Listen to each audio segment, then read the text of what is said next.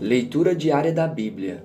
Hoje, dia 4 de janeiro de 2024, iremos ler os capítulos 10, 11 e 12 de Gênesis. Capítulo 10.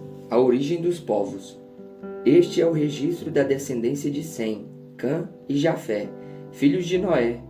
Os filhos deles nasceram depois do dilúvio, os Jafetitas. Estes foram os filhos de Jafé: Gomer, Magog, Madai, Javã, Tubal, Meseque e Tirás. Estes foram os filhos de Gomer: Askenaz, Rifate e Togarma. Estes foram os filhos de Javã: Elisá, Tarsis, Quintim e Rodanim. Deles procedem os povos marítimos, os quais se separam em seu território, conforme a sua língua, cada um segundo os clãs das suas nações. Os Carmitas. Estes foram os filhos de Cã: Cush, Mizarim, Fute e Canaã. Estes foram os filhos de Cute: Sebá, Avilá, Sabtá, Ramá e Sabtecá. Estes foram os filhos de Ramá, Sabá e Dedã. Cush gerou também Nimrod, o primeiro homem poderoso na terra. Ele foi o mais valente dos caçadores e por isso se diz, valente como Nimrod. No início, o seu reino abrangia Babel, Ereque, Acade e Calné, na terra de Sinear. Dessa terra ele partiu para a Síria, onde fundou Nínive, Reabote, Ir, Calá e Rezém, que fica entre Nínive e Calá, a grande cidade. Misraim gerou a Luditas, os Ananitas, os Anamitas, os Leabitas, os Naftuitas, os Patruzitas, os Casluitas, dos quais se originaram os filisteus e os Cafitoritas. Canaã gerou Sidom, seu filho mais velho, e Et, como também os Jebuseus, os Amorreus, os Gigarzeus, os Eveus, os Arqueus, os Sineus, os Arvadeus, os Zemareus e os Amateus. Posteriormente, os clãs cananeus se espalharam. As fronteiras de Canaã estendiam-se desde Sidom e iam até Gerar, e chegavam a Gaza, e de lá prosseguiam até Sodoma, Gomorra, Admá e Zeboim, chegando até Lasa. São esses os descendentes de Cã, conforme seus clãs e línguas, em seus territórios e nações. Os Semitas. Sem, irmão mais velho de Jafé, também gerou filhos. Sem foi o antepassado de todos os de Eber. Sem foi o antepassado de todos os filhos de Eber. Estes foram os filhos de Sem: Elão, Assur, Arfaxade, Lude e Arã.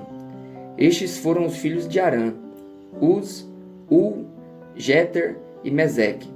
Arfaxade gerou Salá, e este gerou a Eber. A Eber nasceram 2 filhos. Um deles se chamou Peleg, porque em sua época a terra foi dividida. Seu irmão chamou-se Joctã. Joctã gerou Almodá,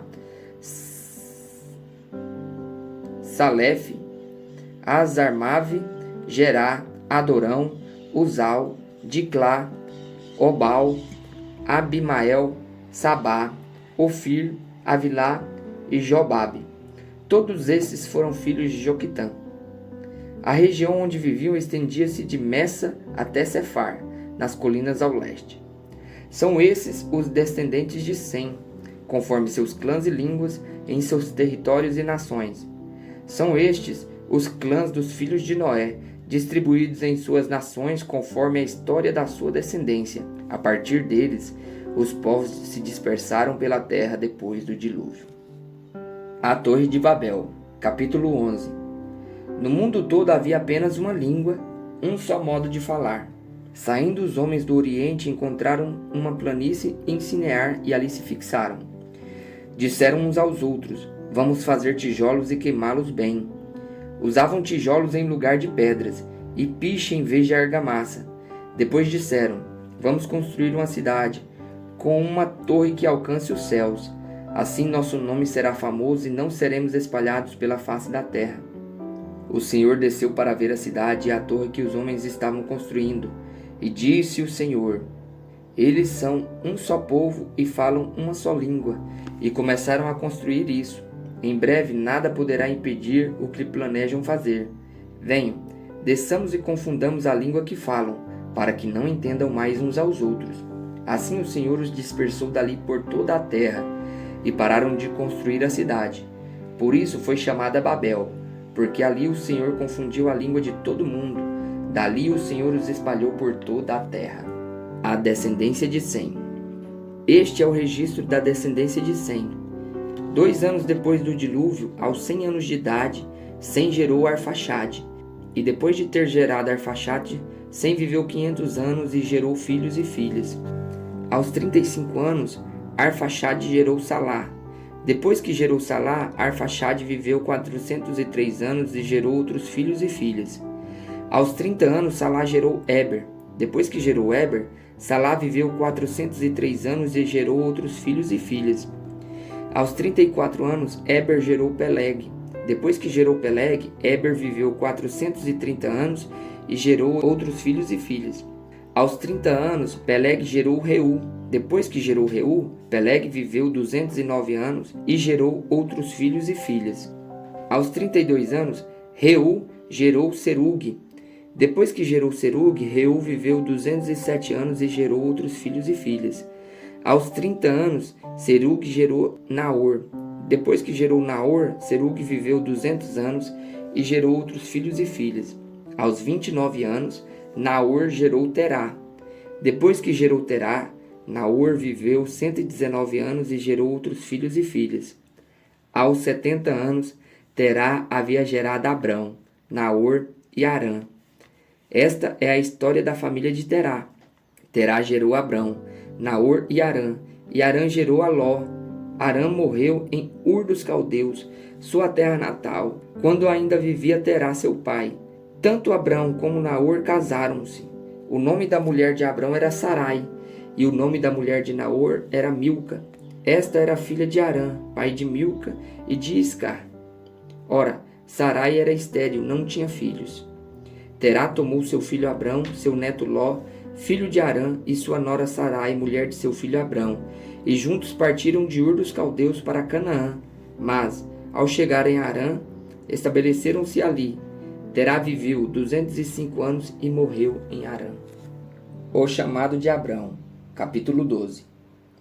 Então o Senhor disse a Abrão: saia da sua terra, do meio dos seus parentes e da casa do seu pai, e vai para a terra que eu lhe mostrarei.